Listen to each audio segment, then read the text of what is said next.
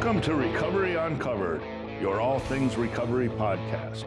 Recovery Uncovered is produced by MHAB Enterprises, a division of the Northeast Group of companies located right here in Plattsburgh, New York. I'm your host, Mike Carpenter. Affectionately known as MHAB Mike, and I'm your co-host, Betsy Vicencio. Affectionately known as BV the Normie. We have one goal in these podcasts, and that's not to suck. Thanks for tuning in.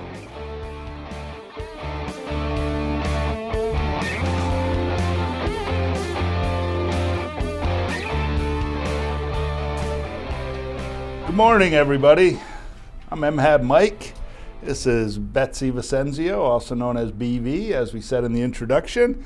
And today, we are going to talk about something non-recovery oriented, Bets. What? As much as our podcast is titled Recovery Uncovered, today and we said we would do this in the beginning, and we're gonna take some time to talk about how we got here and the war on drugs and some of the big drug dealers who've affected what goes on and why I think some things work well and some things don't work well. And so this is going to be like a Mike's opinion show of how the world works? This is probably a Mike and Betsy opinion show about how the world works. What do you think of that? You're going to let me have an opinion? Well, yeah, we'll see how it is first, and then we'll make a decision afterwards if that's a good one. Not that we won't disagree about each other's opinions, but I think it's a great idea. I think I'll lay the groundwork by saying this started when I started getting involved in the kind of recovery movement with Spark and some other things. I said I ought to read and find out what went on, and I suppose I was ignorant like a lot of people to the stuff that's kind of gone on, and you start with the war on drugs that I think you and I even have a differing of opinion about. When that actually started, and you look at increased alcohol abuse, and you look at the amount of money that's spent on trying to eradicate this and possibly not done the right way, and then it leads you into the drug dealers and what a drug dealer is and what a drug dealer isn't, and what society believes drug dealers are, and mass incarceration for people that had drug problems, and compare the cocaine and crack epidemic of the 80s to the opiate crisis of the 2000s and why they're so different, and the similarities and things like that. And I figured that it's just worthy of kind of throwing some stuff out there, more to get people to think about it and form their own opinions, but just to throw it out there and let people understand what at least in my opinion and your opinion has kind of really happened over the years with regards to this. You got a lot of things on the docket here that you've teed up for us. Well, I talk really fast, begin. So I'll whip through this stuff really quickly. Well, but remember, we have to, part of this is to be in a conversation, so we want to help people understand the salient points on both sides of your argument, right? We don't want to be just a one-sided podcast. We want to give it all to them. All right, so let's talk a little bit about just the war on drugs, which is a phrase that was, coined many, many years ago. What year do you think it was coined? Well, I think that there's a couple of difference of opinions, and I think you're going to tell me that you think it was 1914. And so we're going to let you tell us a little bit about how the war on drugs in 1914 started. So 1914. How old? You were like 10 in 1914? Makes you 106 today. Betsy, you don't look a day over 105. 117 it makes me. Awesome. I know. Well, a little hair color, a little Botox. So I read that, I was reading. Do you actually do Botox, really? I don't do Botox. Oh, you Can't just you brought tell? it up. Clearly, I know I did. Every just one of these wrinkles, I've earned every one. And right. So tell me about your opinion of the war on drugs. So I read this book, or I'm reading this book, Chasing the Scream, the search about the truth about addiction, and it references three key characters. What's that book? It's called Chasing the Scream. Who wrote it? It was written by Johann Hari. Huh. And so it tells this story. It tells the story of three key players in the war on drugs back in the early 1910s. Harry Anslinger was a young man who grew up in the Midwest on a farm, and he became the first Federal Bureau of Narcotics leader when that division was virtually non-existent. He was a federal agent. It then speaks about Arnold Rothstein, who was the first drug lord in Brooklyn, in that time. Also a big bootlegger. Yeah. And he was involved, I think, in the White Sox scandal, the gambling, Yes, the baseball gambling scandal. He was in here. Listen to that. And then it talks about Billie Holiday, because there is a connection between the work that that Ainslinger did in terms of his really brutal attack on Billie Holiday. One, for the songs that she sang. Two, about his kind of personal hatred toward people and drugs, and so in the story, it speaks about in 1914, drugs were legal at that point. They were controlled. You know, you could go to any store. Coca-Cola had cocaine. You could go to your doctor and get prescribed heroin. Drugs were legal, and there was some control to them. But this Ainslinger guy began this campaign to eradicate drugs. I mean, there's actually language in here that speaks about the war on drugs and how many of the opiates that were used back then, the cocaines and the heroin, really fell into the hands of people like Arnold Rothstein, because they made them illegal. They made it illegal for doctors to continue to prescribe drugs. And so then it ended up in the hands of the true drug lords, the illegal routes. And that's when it really began to ratchet itself up. So those of us that like living in more modern day America, we recognize that the war on drugs probably, at least, and I agree with you. I haven't read the book, so I'm not disputing that it happened back then. It's a little. I'm just saying that in the early 1970s, when the Drug Enforcement Administration was actually created, and Richard Nixon professed that we have to do something about eradicating drugs, and then most of the presidents after that and the administrations continued to take it, and the initial thought back in the 70s was this has to be criminal. It's a criminal thing. There wasn't the understanding of addiction being a disease yet, and a chronic health crisis as opposed to a legal crisis. So they really fought this from the angles of it's criminal. We have to put people in jail for doing this, users, sellers, the whole nine. And the Drug Enforcement Administration, that's now been around for almost 50 years, I think people who work in those fields really try hard to do the right thing. But I think that the overall leadership and the plan of those things may not have been thought out properly, and continues possibly not to be thought out properly. If you think about it, the DEA carries a $3 billion a year budget. There's 11,000 employees that work for that organization, of which better than half of them are support staff. So you have to ask yourself, and the drug problem in the United States continues to rise. It's not going down. So and again, I try to tread a little bit lightly in doing this, because I'm not trying to be critical of actual agents that are on the street trying to do this. They're doing their job. It's the overall plan of it. Like it's like in business, okay, we're going to throw more money at something that's losing money. Like, that's just bad business. Right, and right. So we continue to throw money at this without stopping and looking at it and going, this is a public health crisis more than it's a criminal crisis. Can I ask you a question? Yeah. And this is, I think this is maybe philosophical, probably without a true answer, but do you think drugs, if you go back to kind of the beginning, drugs have not always been a public health crisis, have they? Do you think that there's got to have been an evolution of drugs going from being some type of a standard medicinal type of solution or aid to medical problems, and then escalating to the point that drugs have become a public health crisis, right? Well, I think yes, and there's probably a variety of different things that go into why that happened, but just take marijuana.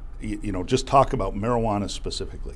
In the 1960s, when marijuana became really prevalent, the amount of THC in marijuana back then was very low. It was very low. So what's happened, and especially in American society, every time we invent something, the next generation and the generations after are always trying to make it better, Sure. make it better. Well, that's no different with drugs. So people are looking at it going, well, if the THC content is only 1%, how do we get the THC content to be 2%, Sure. 5%, 8%? So what's happened is, as the drug time has gone on, the drugs have become more powerful, more addictive. There's a wider spread of it. Not to downplay the fact that the whole idea of addiction, and remember when Rochelle Gregory was here a couple weeks ago, she talked about, trauma, and, does trauma fuel that? So you have a lot of reasons why these things are fueled, and very few of the drugs, in my opinion, that are out there are recreational drugs. Like, there are not a lot of recreational cocaine users. There are not a lot of recreational IV heroin users. There are recreational marijuana smokers, just like there are recreational drinkers. Those two drugs I can buy into. But the hardcore drugs, it's just not.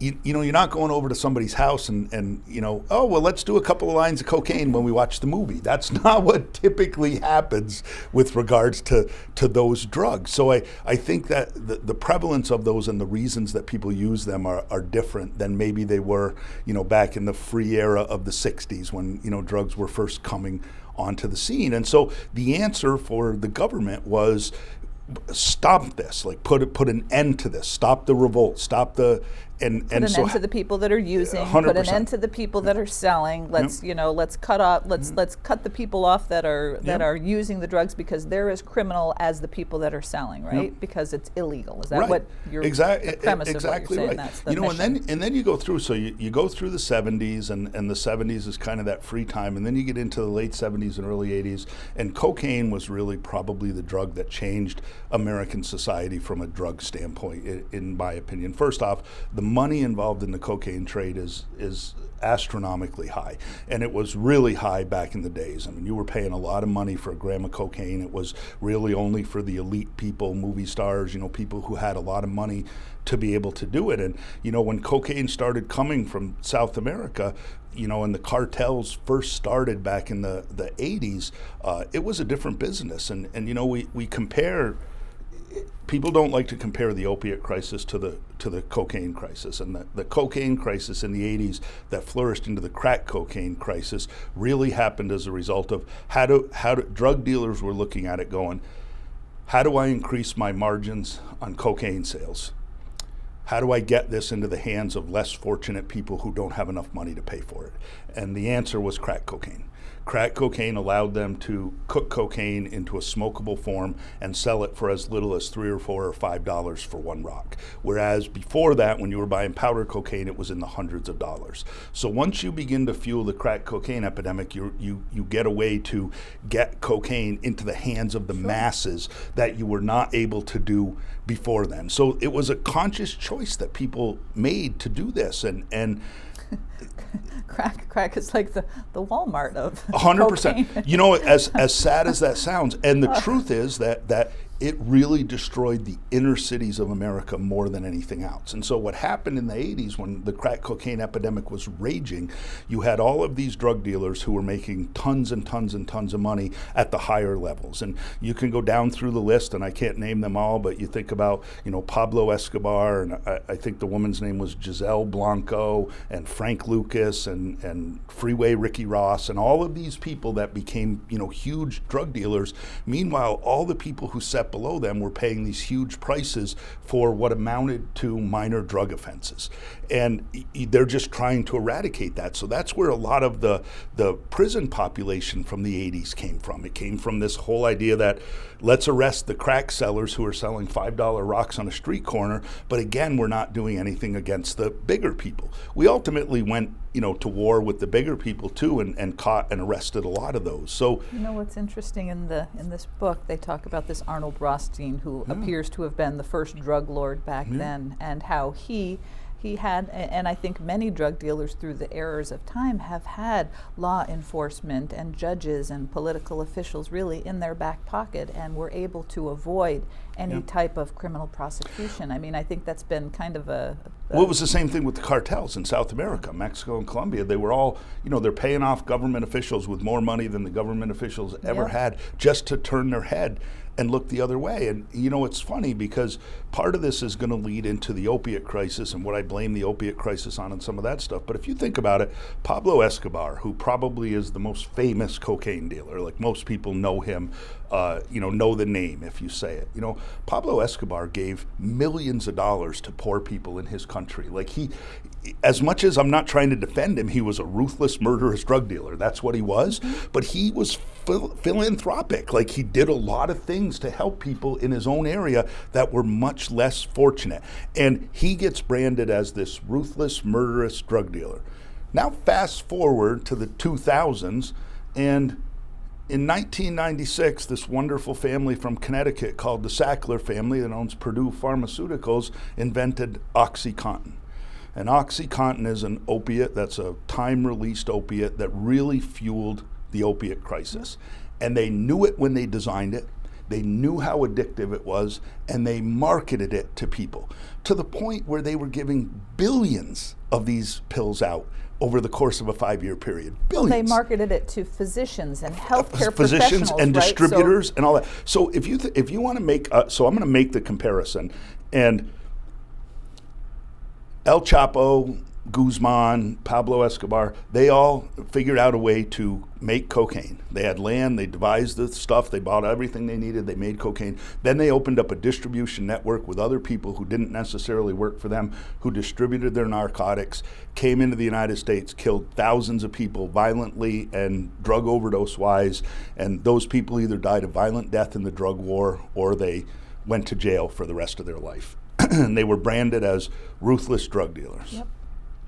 Now you have these 8 members of the Sackler family that own Purdue Pharmaceutical who have museum wings named after them and school wings named after them and hospital wings named after them, and they have easily been responsible for at least the same number of deaths as any of these ruthless drug dealers. If not more. And my point about all this is that those people deserve to be in jail just as much as El Chapo or Pablo Escobar or any of the other people. And we as a society don't do that because we're afraid to go after this elite class that has a lot of money. The Sackler family made $13 billion selling OxyContin. $13 billion. And when they knew the shit was coming down around them, they took the majority of that money and moved it offshore.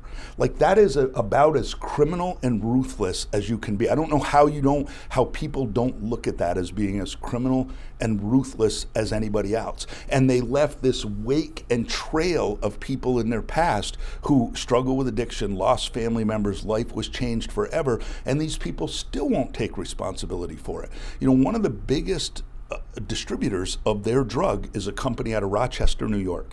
And the gentleman's name who was the president of the company is Lawrence Dowd, and he had a compliance officer.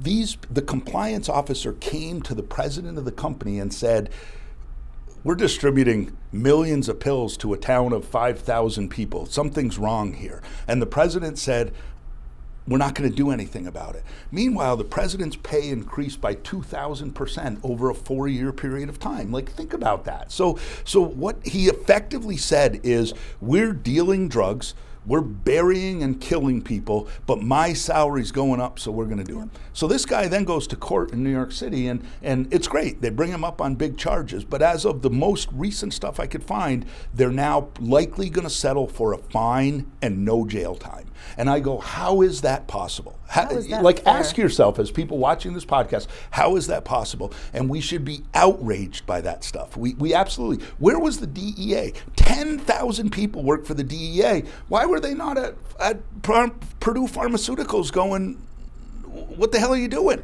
Because how were they not investigating it? So think about this. Because it's illegal. Think about this. Drug. We have a guy that works for us, gentleman that works for us, got involved in the meth trade. He was facing 7 to 20 years in federal prison because he drove to Vermont, our neighboring state, and bought Sudafed at 3 different drugstores.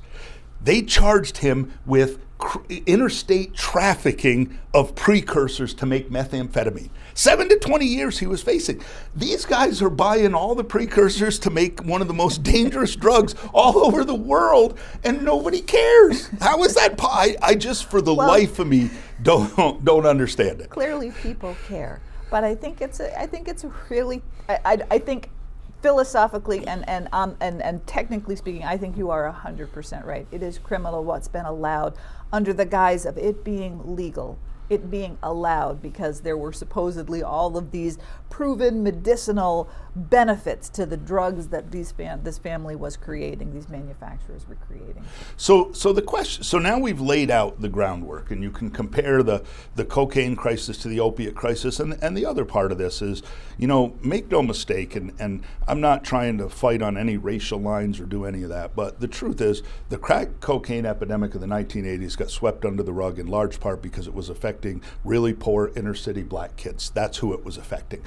All of a sudden, the opiate crisis comes and it starts killing upper middle class white kids and wealthy white kids, and everybody wants to talk about it. And it really is a shame that as a society, we still don't want to recognize that. And this is not a program on race or any of that, but it's truthful that that's exactly what has happened. And I think that even if you were a person of color, you would go, well, I'm at least happy they're doing something about it. But yes, why were they not doing something about this back in the 80s?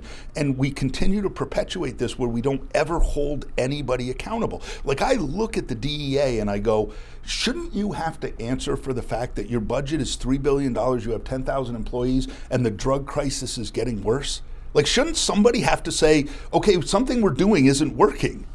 What was the thing I don't know, I was Nancy Reagan, was she Just Say No? Oh, Just Say No, yeah. Just Say No lady. Just say no. Yes. Lovely lady, and love the Reagans. But I think that from a policy standpoint, I think that politicians, our political infrastructure knows that there is a drug problem.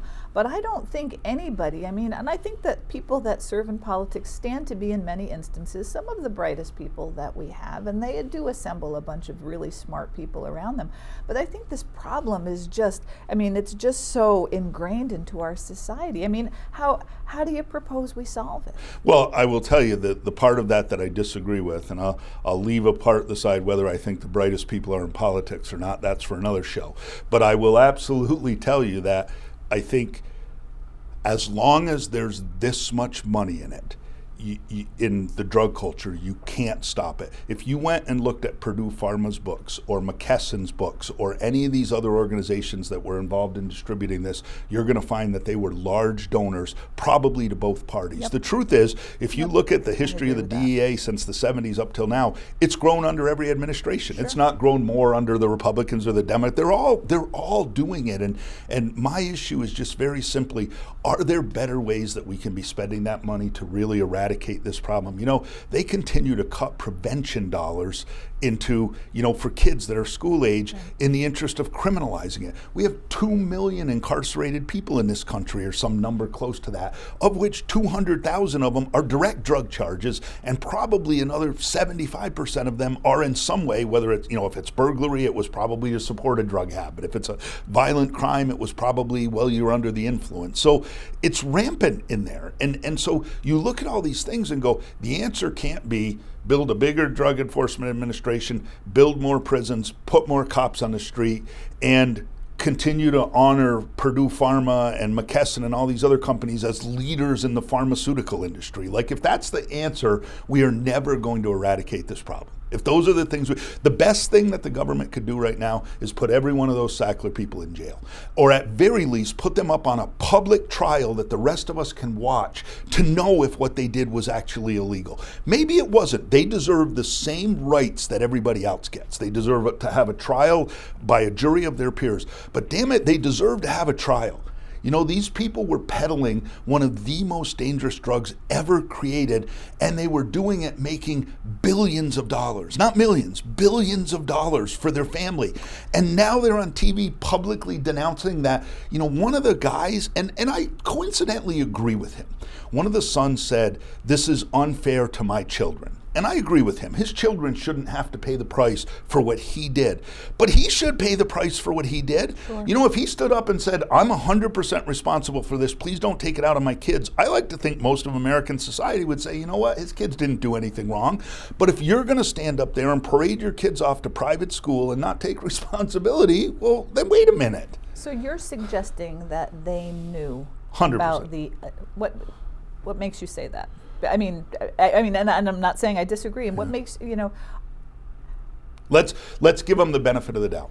Let's say in 1996, when they invented OxyContin, they didn't know how addictive it was. They really didn't believe it was addictive. They believed the time release would stop it from being addictive, which coincidentally I just don't believe. But let's give them the benefit of the doubt and say that. At some point in 2008, when they're delivering hundreds of millions of pills and people are dying at alarming rates in this country who have been hooked on OxyContin and can't get it anymore, at some point somebody in their company should have looked at it and said, oh, okay. So even if you give them the benefit of the doubt and say the first 10 years, not their fault. So here's first 10 years, here's the not question. their fault. Is it, so they're responsible for producing and providing it to the healthcare system. Is it the healthcare system's fault for dispensing? So I will give you the analogy that I think this is exactly the same as the housing crisis that happened in the mid 2006, 7, 8, when the housing bubble burst. My assessment of when the housing bubble burst is everybody was guilty of it. Realtors were selling homes that they knew were valued at 3 times what the cost was. Mortgage brokers were writing loans for people that they knew had no business paying it. Even the people who were working for $12 an hour knew they couldn't afford a $350,000 home, but they were buying it anyway because some mortgage broker told them, don't worry about it, you can just walk away from it when you can't pay for it anymore. So everybody played a role in that. I believe the same thing with this. Everybody plays a role in this, up to and including the addict on some level. Even though it's an illness, yes, we're all responsible for this on some level. The problem in society is we continue to blame the people who are downstream and not the people who sit at the top, except when they're actually criminals like Pablo Escobar. Like my point is not to be so critical.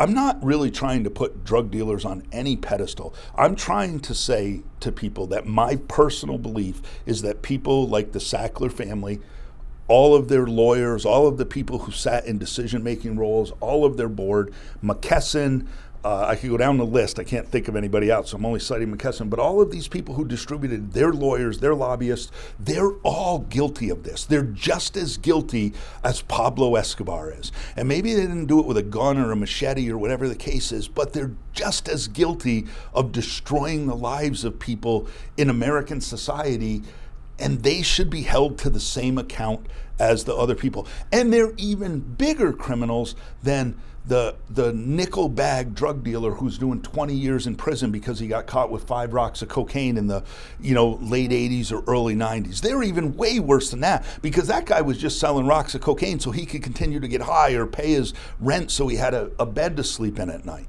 And that's my issue. It's not... I think what you're really saying is that the playing field needs to be level when we look at the facts about drugs, be they legal or illegal, and the impact that they've had on our society. Right. And I think you're 100% right to say the cocaine epidemic was huge in the 80s, and it really destroyed a bunch of lives.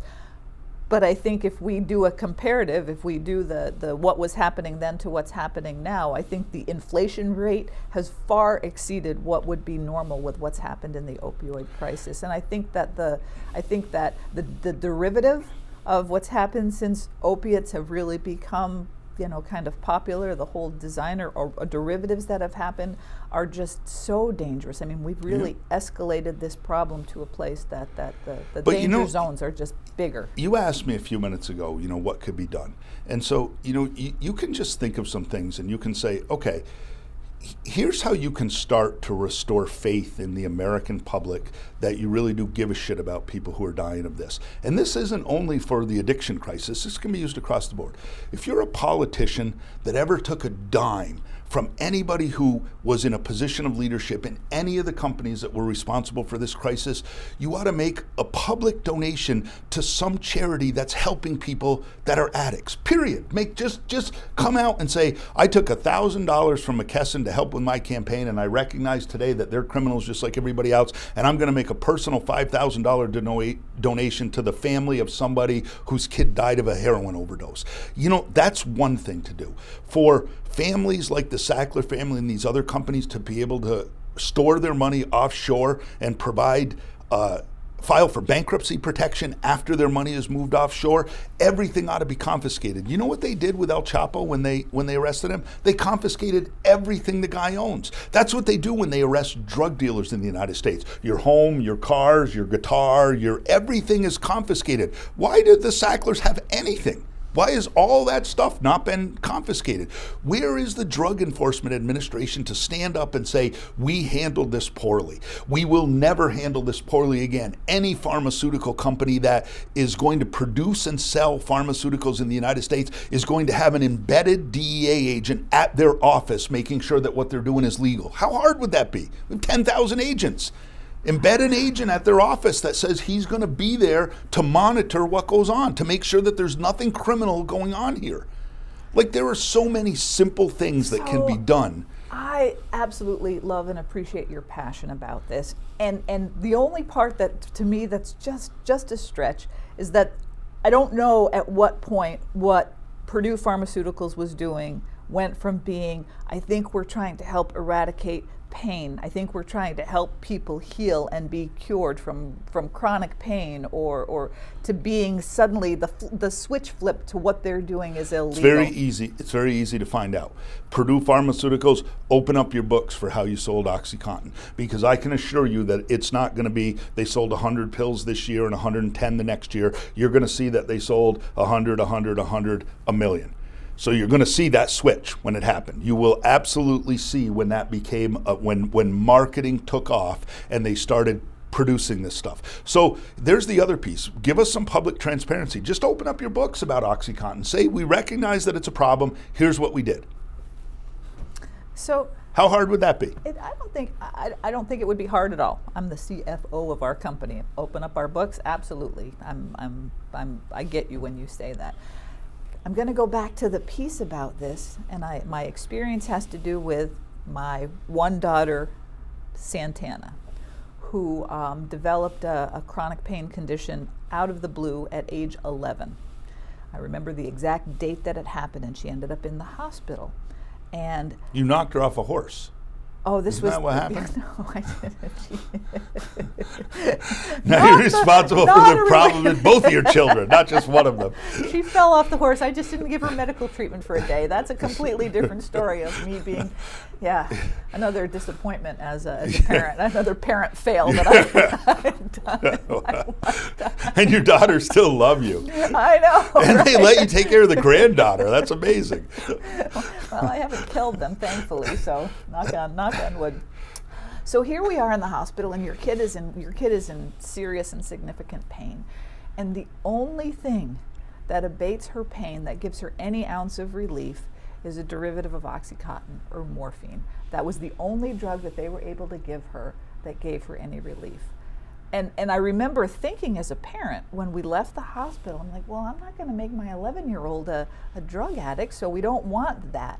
But this pain continued. I mean, I don't know if you remember that month, Mike, I do. But I mean, it was horrible. So I guess my piece about this balance between drugs that can create relief, and then how do you create the balance between medicinal purposes for something that abate pain to then stopping the flow of drugs that then kill millions of people in society. Over a 6-year period of time. 6-year period, I think from 2012 to 2018, somewhere in that range, 6-year period of time, Purdue Pharma put 13 billion OxyContin pills on the street every year. If you take 330 million as the American population, that's 38 pills for every single American for 6 years, every year for 6 years. You can't tell me that somebody who's supposed to be really bright running a multi-billion-dollar company isn't smart enough to go, we might be overprescribing this. That might be too, we manufactured a few too many. Well, exactly. I mean, you know. Unless, of course, their intention was to get OxyContin in the hands of every American, and it became their everyday go-to drug. This is how you deal. This book talks about the fact that in the early 1900s, as we became a more industrial society, that our lives became more anxiety-ridden. You talk about. I get really fired up by this, but we talk about these people as being bright people. And, so you look at Purdue Pharma, and obviously the Sackler family, these people are not dummies. They're smart, they're educated people, they're gifted, they're smart people. You can't have the right to use that smarts to get ahead in the world, but then when something happens and you realize that you're caught doing something wrong, all of a sudden plead ignorance. There's no part of me that believes that. Take Ted Cruz. Ted Cruz last week flew to Cancun, Mexico, or whatever the case is, and his state's falling apart. Ted Cruz is one of the most powerful people in America. He's one of the 100 U.S. senators. He ran for president, and if we use your theory that people who are in elected office are pretty bright, Ted's a lawyer. He obviously is not, whether you agree with his politics or not, I'm not saying that, he's obviously a smart guy. Yet his excuse was, I didn't think about it. I can't buy that from people like that. If you can't realize that while your state is falling down around you, that you leaving with your daughters to go to Cancun, Mexico is a bad idea, you do not deserve to hold public office. Like, how can you possibly be, like, that just is absolutely foreign to me. And so what it tells me is that they're just being dishonest about it. For the Sackler family to say, we didn't realize, can't be truthful. That is absolutely not their. Of course it is. That's their defense. Of course it is. They did not realize how addictive this was and what it was doing. 100%. Well, they clearly had bad research. Well, of course they did. Isn't that all of what pharmaceuticals are supposed to do? They spend all of their time doing research. You would ask yourself. So now what they do is they hire a team of high-powered lawyers. They continue to get continuances of this stuff. They pay a fine that amounts to a low percentage of their actual profits. The fine. I couldn't find this information, but it would be interesting, and maybe I'll try to look. Where did all the money that Purdue Pharma got fined go to? According to one of the things I read online, like half of it went to the Justice Department. Why isn't all the money that Purdue Pharma was fined going to the opiate crisis? Like, really? Help solve the problem that you created. Good God, split this all around the country and give it to all the communities that had people that died of the opiate crisis. Give it to the families. If you had a son or a daughter or a husband or wife die of an opiate crisis, you're going to share in the $8 billion that Purdue Pharma put out equally. No administrative fees. Their fine was $8 billion? $8 billion, I think, was the fine, yeah. It's just pennies. It's pennies for a company like that. Pennies So here's, can I ask you a question? Yes. In your research, did the federal government sponsor at all the development of these drugs? I know that we as a country, we spend money on development of certain drugs or research for certain drugs. Do you know?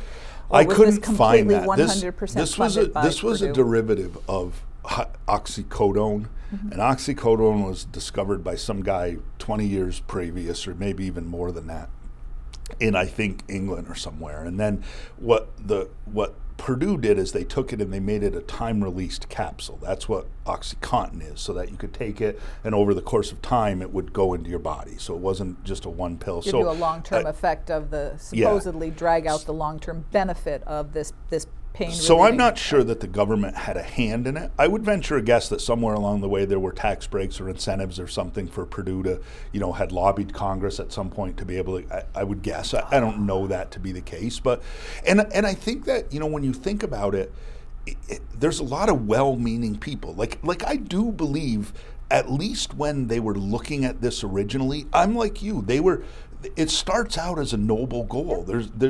I think a lot of people who become criminals start out with a very noble goal. But when the money becomes so prevalent, this is what happens. And when you're making this big money and you can justify in your head that I'm not really doing anything wrong and everybody in your organization is making money, that's when it becomes easy to do that. And that's the issue that I have with this. If I were going to give you one difference between the Sackler family, McKesson, all those people, and Pablo Escobar. Pablo Escobar was a drug dealer from day one. He knew exactly what he was doing. He was trying to profit off exploiting people. He was.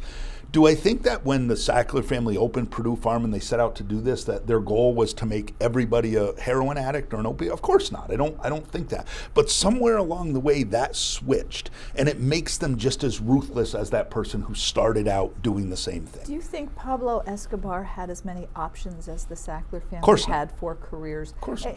And I'm not saying that Pablo Escobar was not, a violent, terrible, horrible human being, but this plays into the whole story story of poverty or third world countries that don't have the same opportunities that we have in America. And I think it's incredibly sad that as a somewhat advanced and developed society that we have very large families like the Sackler family that have chosen this path on how they're going to create their legacy with all of the options that we have, all of the potential good that's available to an organization of that size with the money behind them that they have. I also think that Pablo Escobar at some point in his life had an opportunity to do something different than what he was doing. Because money changes everything, and you have to decide if money changes you for the good or if money changes you for the bad. And you're right. If you think about, drug dealers, just in the world of drug dealing, ironically, if you were going to do it and you were going to be smart, you'd do it, you'd make a couple $1 million, and then you'd stop doing it and put your money into a legitimate business and try to do it. However, the money is so easy, the business becomes so easy to run that they're drawn by that. And not to mention that the lifestyle is a part of it. For me, if I wanted to do anything today, it was to draw the similarities between the fact that guy who's in jail today for selling 5, little rocks of crack cocaine is probably less dangerous and less of a criminal than the people who were making and selling OxyContin over the years and turning and looking the other way. And it even goes a step further and becomes more egregious when you realize that in the past few years, and you're on the hospital board, so you may be aware of this, in the past few years, the medical community has become much more guarded about prescribing OxyContin. So now you have to test for it and you have to make sure. So what's happened is we're giving you an unlimited supply of OxyContin so you can get hooked on it and use it. And then we're going to tell you, oh no, you can't have that anymore. So now you have to do something. So what do? You go out and find street drugs. So now you start shooting heroin, using dirty needles. You don't know what you're putting in your system. HIV runs rampant, hepatitis C runs rampant. Like, there are these myriad of other problems that are created by these people who put out a drug that was this kind of going to save the world kind of drug. It's a maddening indefensible position for people, many people who haven't done much to take responsibility. And you know what? I think that it's high time in this country that things like this do not continue to go unpunished.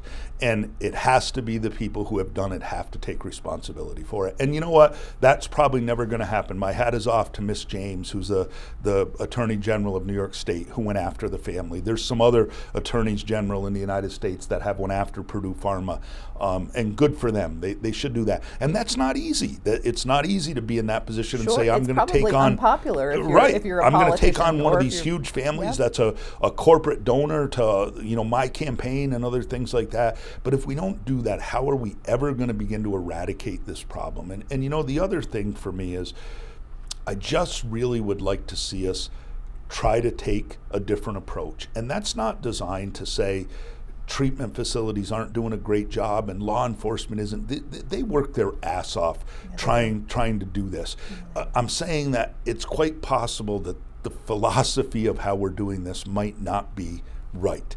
And that's only evidenced by very limited basic knowledge that we're spending more money and the problem is getting worse. And from a private business person, and you're a finance person, if you're running a business that's bringing in less money and you're spending more to bring in less, you're not going to be in business for very long. Like, it doesn't work out. So if you think about it in terms of that, if we're escalating the crisis and we're spending more money on it, something doesn't add up. Like, it's not working. And so let's look at doing something that would be different. And could I sit here and give you the exact answers of what that is? No, I don't know that I have them today, but I certainly think we can at least be looking at it going, what can we do differently? And I gave a couple of suggestions.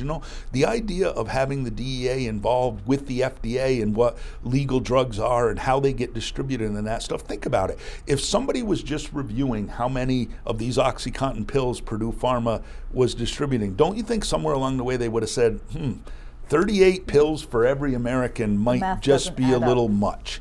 Yeah. Like, it would have been that easy. I think that, of all the things, and once again, with your passion, I love the fact that you really espouse what appears to be fair at a very basic common sense and common courtesy level, which is, that's really what we're talking about. It needs to feel fair. Right. And the topic that you bring up today, it really just it just reeks of there is a predominance in our society that for people that have and live in this higher upper echelon, that they're not as responsible for their behavior or their actions Right. as people that are just regular average Americans that may have committed some act of poor judgment or broken a law, that the penalties are just not as severe for people of greater wealth, and there's a lack of fairness, a lack of parity in our society because of that. And it's just the classic double standard, and it's the classic double standard that's cost a lot of people their lives, and a lot of people, it's wrecked families forever. Our very good friend Ed Kirby, whose son, died of a heroin overdose, started it this exact way: cut his fingers in a cooking accident, wound up on Oxy, and then ultimately switched to heroin when he couldn't get the prescriptions for Oxy, and died at 21 or 22 years old. And that family is forever changed. Like, they are forever changed. And Ed and Ann both do great things in this community to help, but their life is forever changed. And that's one that likely didn't have to happen. Like, we could have prevented that one and some other ones. And there, but for the grace of God and a bunch of really great people, would have been me and Bridget.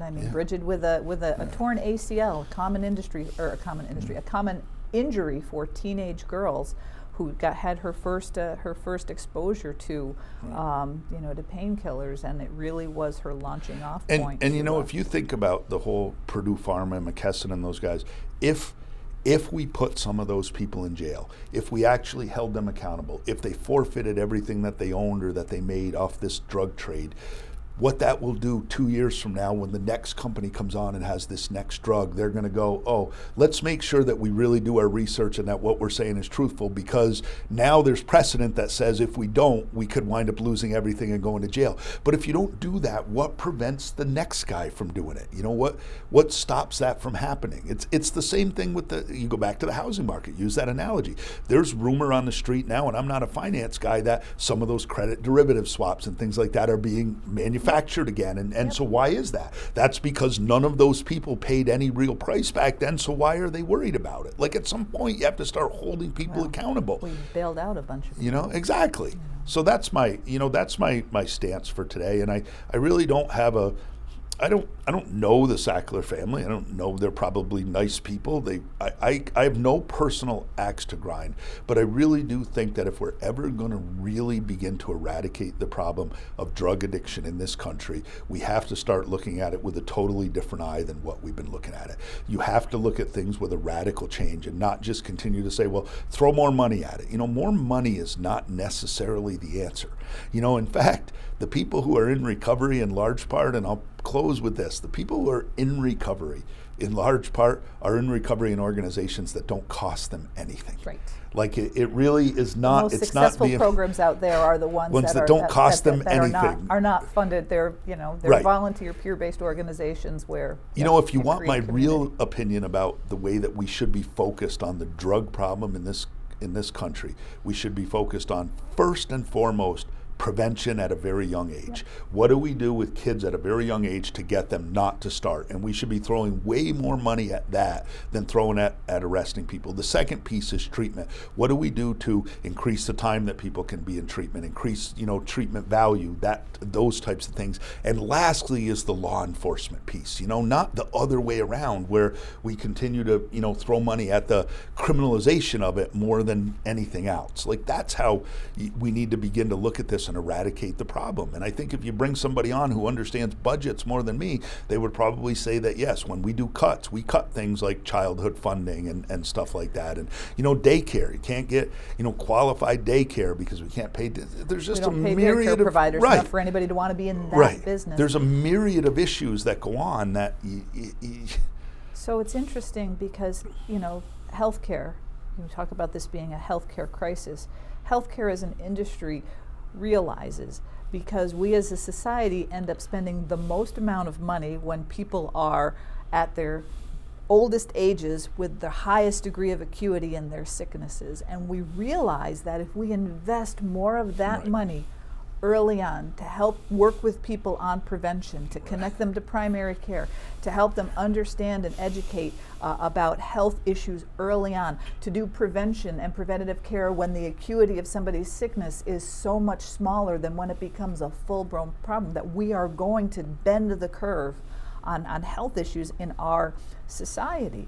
And I think that that same philosophy completely equates to what you're talking about. How do we front load that money into things that are tied to prevention? Why don't we recraft how law enforcement deals with drug prevention and education earlier on? And what do we do when people are in the early stages of exposure to drugs and alcohol, and how do we handle that from a really trying to change? I think you're onto something. Well, I like I said when we started this podcast, this one wasn't necessarily recovery oriented, but we said in the beginning when we did this that we were going to talk about a lot of different topics, and this one is pretty near and dear to my heart. And I am a working class guy who's had some success in my life, but I've always believed that the biggest problem in this country is class more than anything else, and that I think the rules are different for people that sit in positions of more power than the less fortunate, and that's just wrong. It shouldn't be that way. We're all just human beings, and we should not penalize people for making it in America. People should be able to do that. That's the beautiful thing of this country.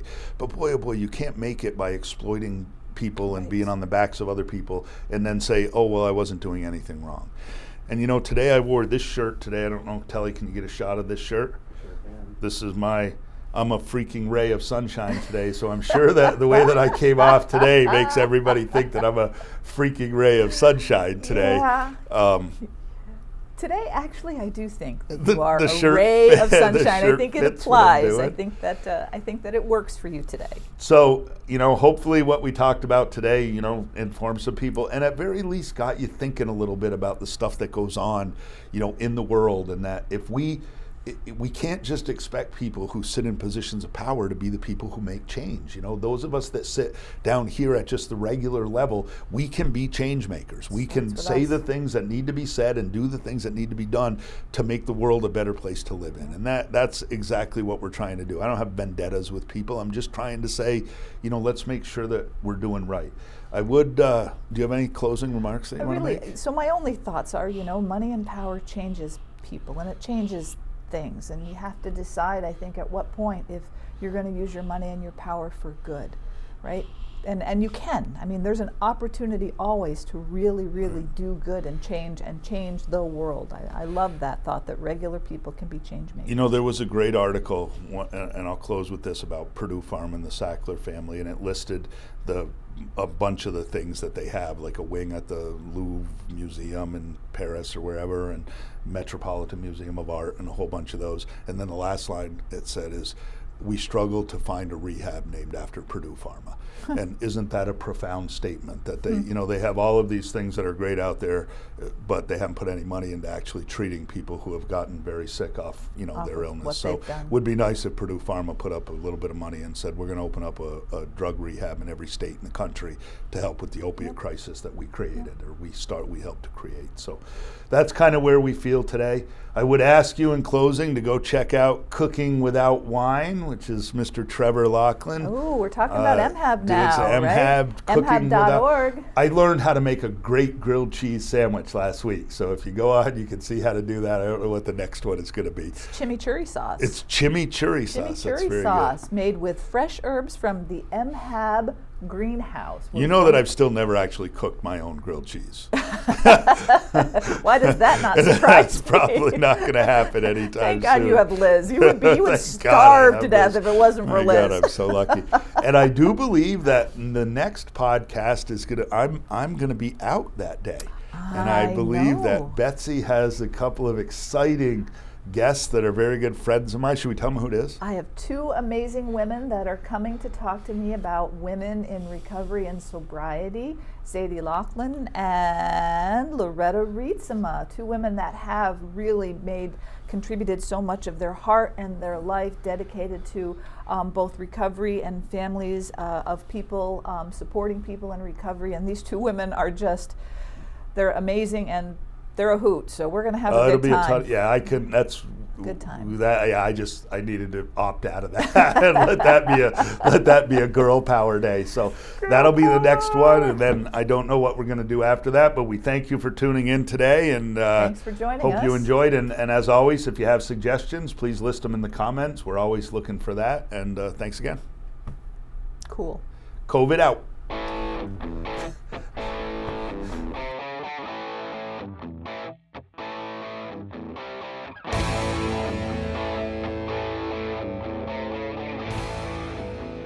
Thanks for joining us today at Recovery Uncovered. No matter where you are in your recovery journey, or if you're supporting the recovery journey of a loved one, just know today is the first day of the rest of your life. Visit our website at mhab.org. And if you want to become an old-timer in recovery, don't use and don't die. This has been Recovery Uncovered.